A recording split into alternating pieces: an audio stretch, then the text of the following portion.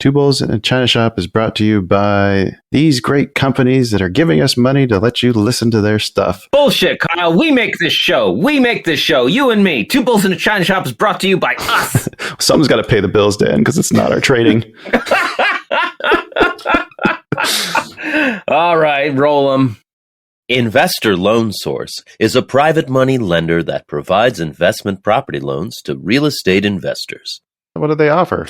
Well, Kyle, they use 100% private capital, offering a variety of products, including fix and flip loans, commercial loans, and hard money loans. Interesting. And where are they available? Well, glad you asked. They currently lend in 25 states and are quite eager to talk about your real estate project with you. So, where can we contact these guys? Oh, it's easy, Kyle. It's easy. We can contact them today at 409-735-6267 or find them online visiting www.ils.cash. What was that number again? It's as easy as pie. 409-735-6267. Contact them today. What was the name again? Investor Loan Source. Find them at ils.cash. Think about a bicycle. It takes balance to get where you want to go. Now think about business. Whatever your business or organization, you ride the line between numbers and people. Just like the bike, it takes balance.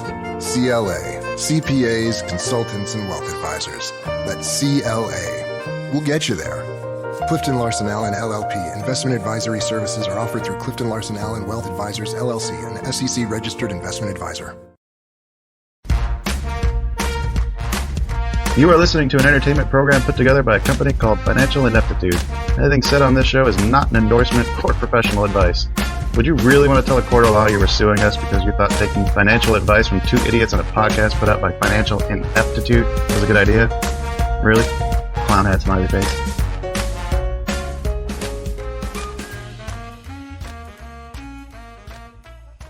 All right. Hello and welcome, everyone. Welcome back to the China Shop. I am so glad you've made it. We're kicking the doors open for some news today. I'm Shopkeeper Dan. With me, as always, is Kyle, creator of FinancialIneptitude.com. Kyle, how's your day going? Yeah, it's about over. Yeah. You sound tired. I am very tired. Someone been moving all day? I have. I've been loading a moving truck. I'm moving to Vegas. It's happening. Ooh, exciting. Yeah. Viva Las Vegas. I can't get enough gambling done with the stocks, so I gotta move up to the gambling central. Are you a better risk manager when you're picking horses? Yeah, I think so. Oh, yeah. I am tired, but I'm also excited to be talking about some crazy news going on. I think maybe we should start out with a little bit of music. Okay. We're just two bulls trading information. What? Two bulls trading information. I'm inclined to agree. Two bulls trading information. That is accurate. Very accurate. What information? True. What? Okay, Kyle. All right. Who's leading off today? I think you are. You got the one I want to hear more about. Okay. Well, it was announced today as we record this, October 10th, 2022.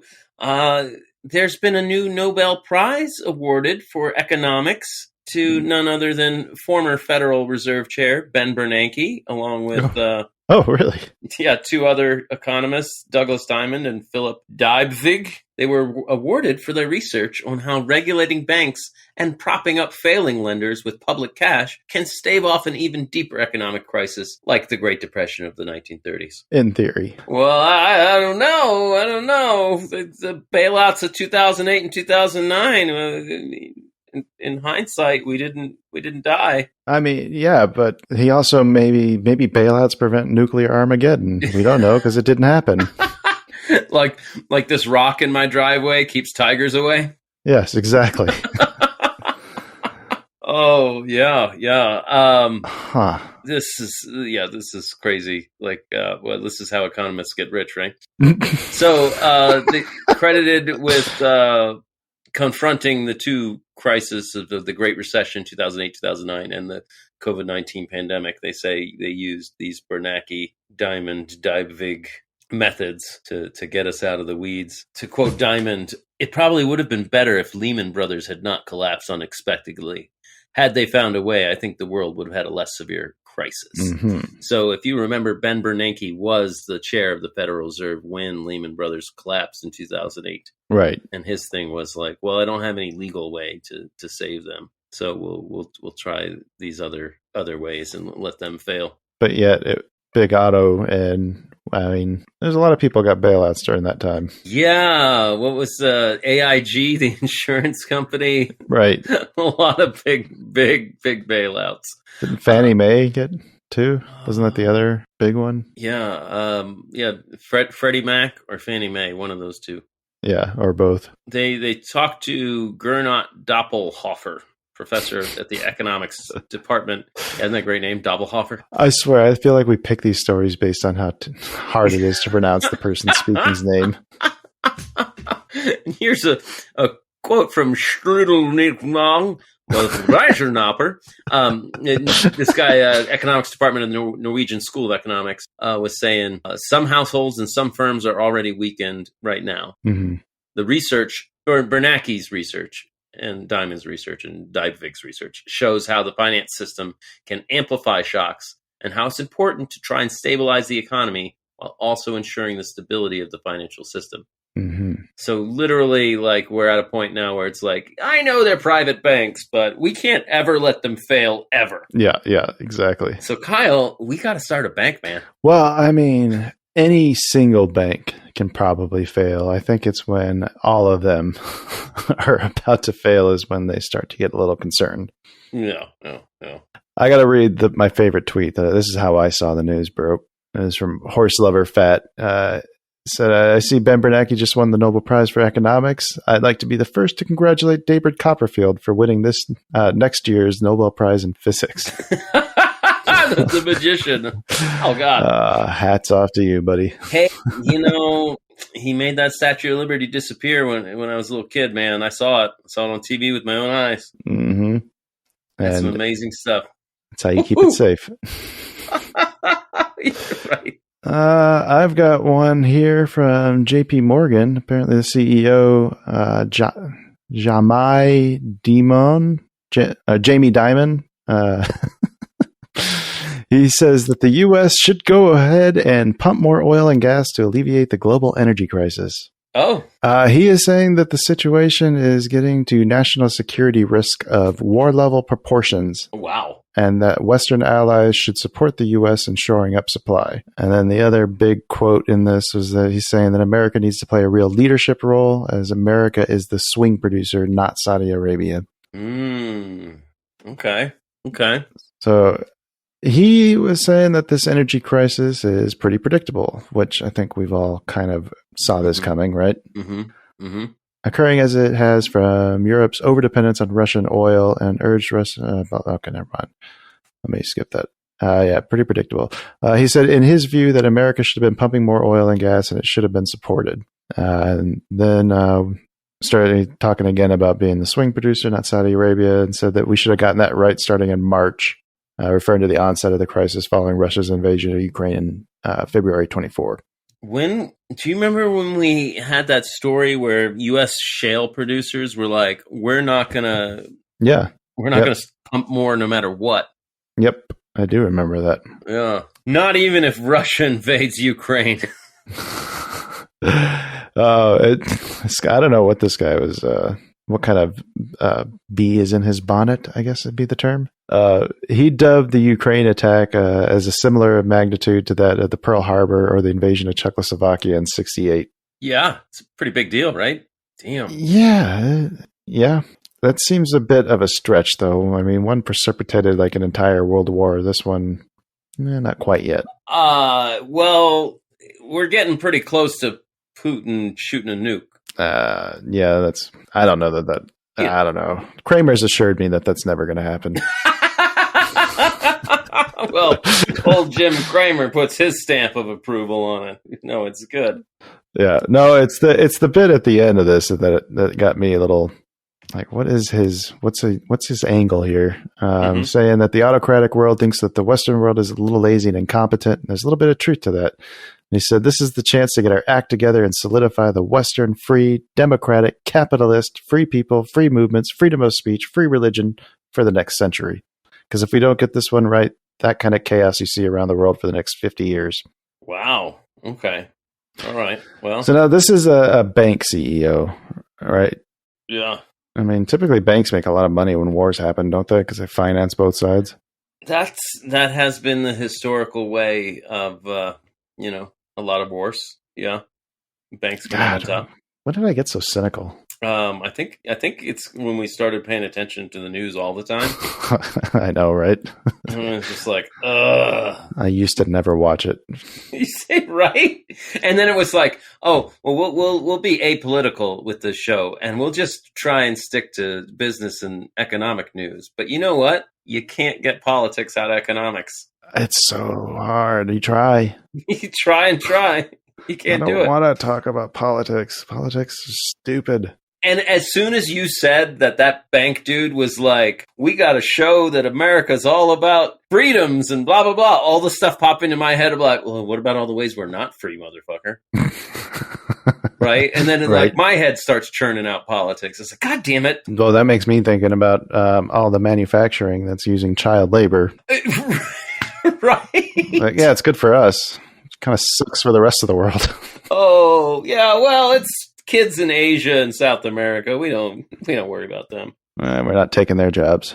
All right, another story, Dan. What else you got? Well, Cathie Wood, one of our favorite ladies to talk about here in the shop, has penned an open letter to the Fed saying, once again, it's time to stop hiking rates, or we're going to get deflation. Mm-hmm. And she's claiming that the leading inflation indicators are setting up and saying that we're coming on that deflationary bust. Mm-hmm. No, what she's talking about specifically are that the cost of things like lumber, Commodities, DRAM chips, commodities, shipping containers costs. mm-hmm. They're all down upwards of 70% from their peaks. Mm-hmm. And while she does admit food and energy have yet to show year-over-year declines, with the rest of everything else declining, that food and energy are going to be next. Well, food and energy are the two that are directly affected by Ukraine. Yeah. Ukraine is one of the largest grain producers, and Europe losing the Russian supply of energy is causing, squeezing everybody else.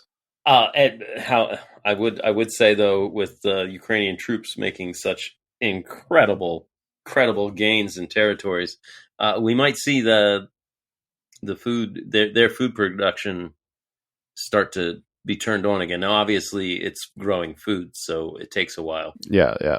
But that could be getting straightened out. Looks like the supply chain logistics stuff is starting to get itself worked out.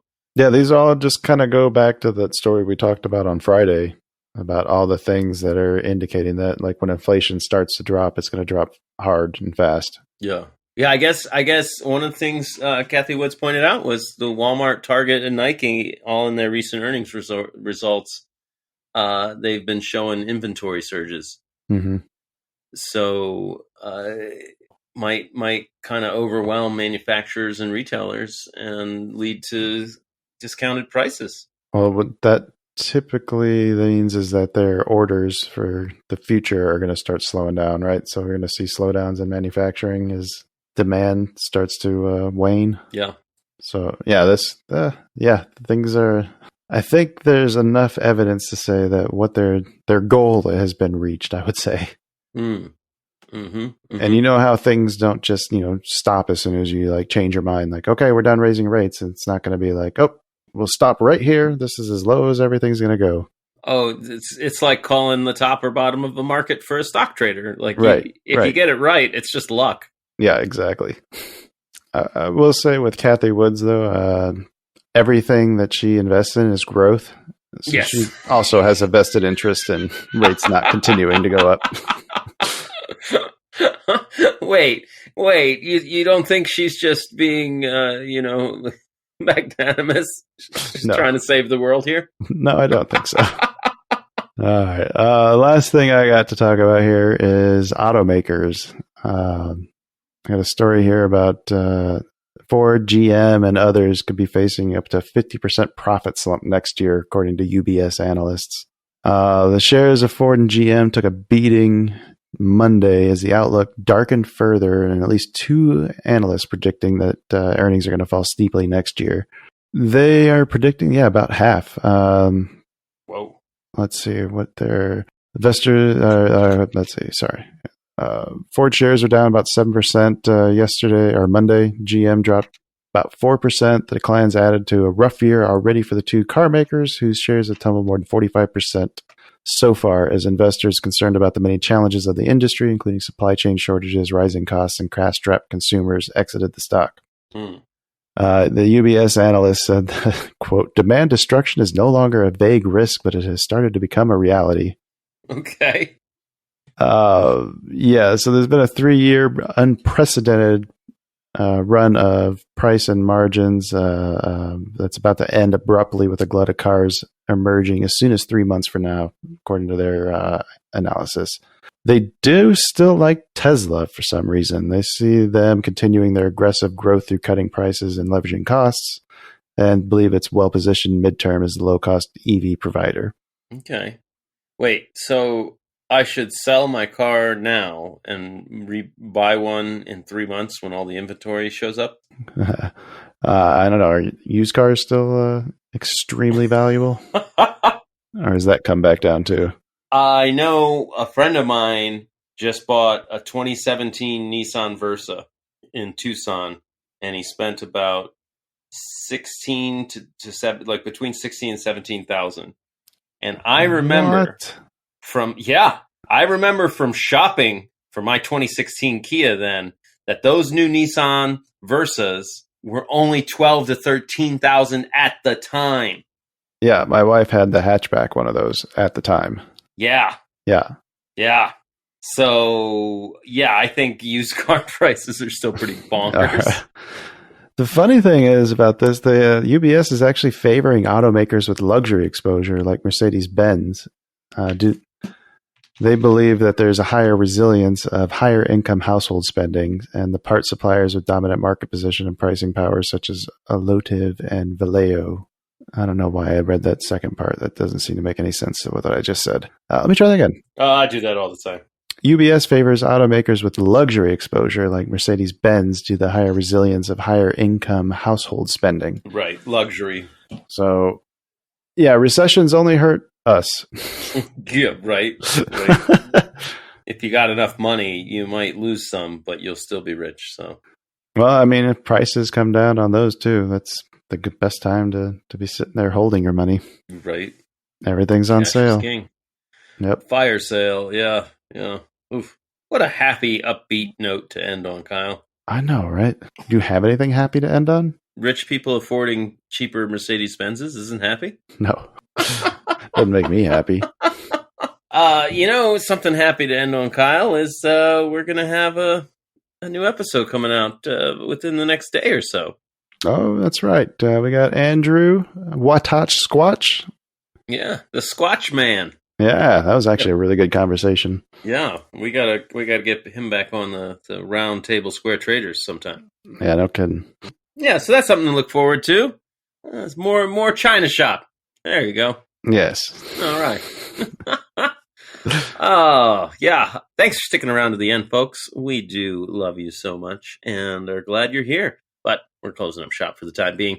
As we just mentioned, we'll be back at you really, really soon. So like, share, subscribe, wait on the edge of your seat for that next episode. And until then, happy trades. We love you, but we're so glad you came, but get the fuck out. Yeah, right? Isn't that how you always treat guests at the end of the day? Fucking love you, man. Now get the fuck out of my house. Like Larry David at a dinner party. Yeah. That was great. Now get the fuck out. Now get the fuck out.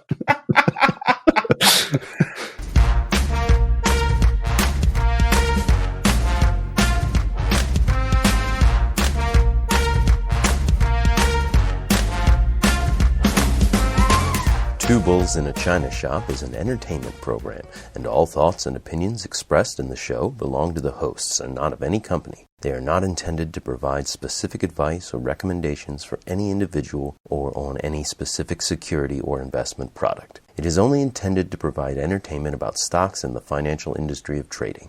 If you make trades based on what you hear in this show, you assume all risks for those trades. Think about a bicycle. It takes balance to get where you want to go. Now think about business. Whatever your business or organization, you ride the line between numbers and people. Just like the bike, it takes balance. CLA, CPAs, consultants, and wealth advisors. That's CLA. We'll get you there. Clifton Larson Allen LLP. Investment advisory services are offered through Clifton Larson Allen Wealth Advisors LLC, an SEC-registered investment advisor. If you look around, there are so many ways to make a difference. At Capella University, our FlexPath format gives you a different way to earn your degree. Take courses at your speed. Move on whenever you're ready. Education should fit your life. Learn more at capella.edu.